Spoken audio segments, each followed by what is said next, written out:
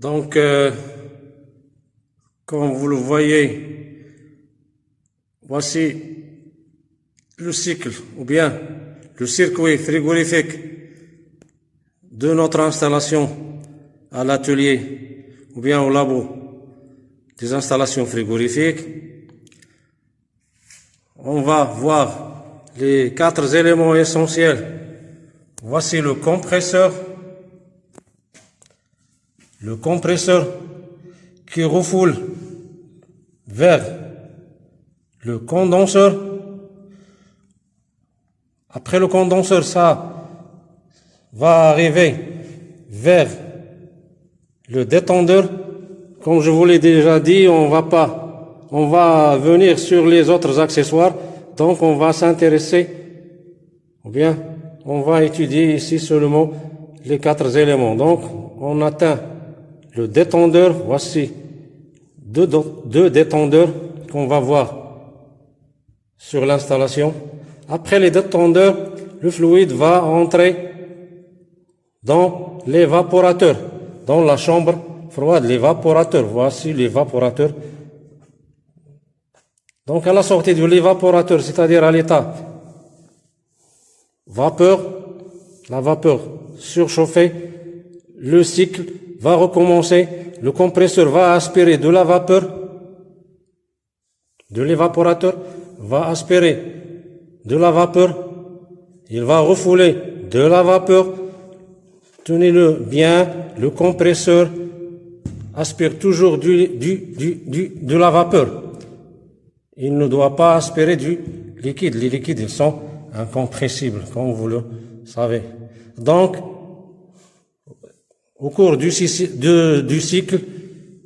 cycle, vous allez constater l'existence de plusieurs accessoires qui sont nécessaires selon l'installation, la grandeur de l'installation, selon la puissance de l'installation frigorifique et son utilisation. On va rencontrer dans le cycle ou bien dans notre chemin des accessoires qu'on va étudier en détail dans les séances prochaines. Donc, voici le déshydrateur, etc., les voyants, etc. Donc, voici notre compresseur. Voici notre condenseur. Notre condenseur, dans notre cas, c'est un condenseur à eau, alors que l'autre installation voisine, elle est condensée par l'air. Donc, notre installation, voici notre installation, c'est un autre compresseur qui va aspirer de la vapeur. Il va refouler de la vapeur vers le condenseur à air. Le détendeur et notre évaporateur. Dans ce cas, notre évaporateur, il refroidit de l'eau. C'est un bassin d'eau. Donc, notre installation est composée des 4 éléments principaux: le compresseur, le condenseur, le détendeur, l'évaporateur, pour recommencer le cycle.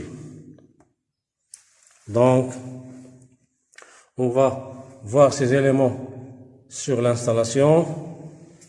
Donc, voilà notre installation qui est composée essentiellement d'un compresseur. C'est un compresseur semi-hermétique. On va voir en détail les types de compresseurs. Le compresseur qui va refouler le fluide frigorigène vers le condenseur. Voici notre condenseur. Il est refroidi par l'eau. L'eau circulée par une pompe. Donc, après le condenseur, le fluide va passer au détendeur pour subir une détente isenthalpique. Voici notre détendeur et les détendeurs de l'autre chambre.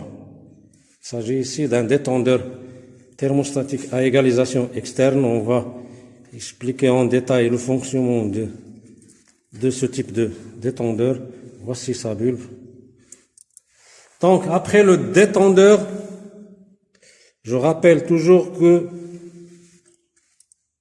on s'intéresse à de la science, ou bien on va expliquer le cycle frigorifique à travers les 4 éléments essentiels. Donc, on va pas parler des autres accessoires.